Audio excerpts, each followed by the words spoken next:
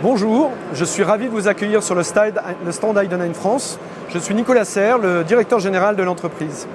Je ne sais pas si vous vous rappelez, mais l'année dernière, je vous avais parlé d'un logiciel de supervision d'atelier qui s'appelle State Monitor. Sachez qu'on a sorti la version 1.6 cette année.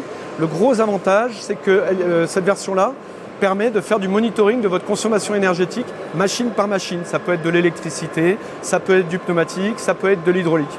Et le lien est tout trouvé avec ce dont je vais vous parler aujourd'hui, qui est la dernière génération de commandes numériques Heidenhain, c'est la TNC7.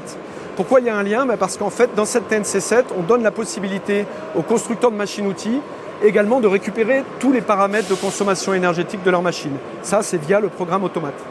Alors sachez que la commande numérique, la TNC7, cette année, on en fait une démonstration sur notre stand. Il y a au moins 3 démonstrations qui sont faites par jour. En général, pour tout vous dire, on en fait un petit peu plus parce qu'on a beaucoup de demandes. Et ce qu'on fait tourner comme programme, c'est l'usinage d'une petite turbine. Et c'est exactement ce que je vais vous montrer sur l'écran de la commande numérique que je vais vous montrer derrière. Alors première chose, dans la commande numérique, la TNC7, on a intégré la deuxième version d'une fonction qu'on appelle Dynamic Collision Monitoring, qui vise à simuler un programme et vérifier qu'il n'y a aucune collision pendant que le programme se déroule.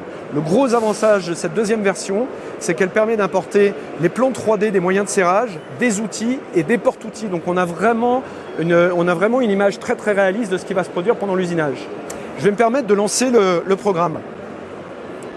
Chose très intéressante également, cette année, dans la commande numérique TNC7, on va s'apercevoir qu'on peut réaliser des opérations de tournage, alors que c'est un centre d'usinage.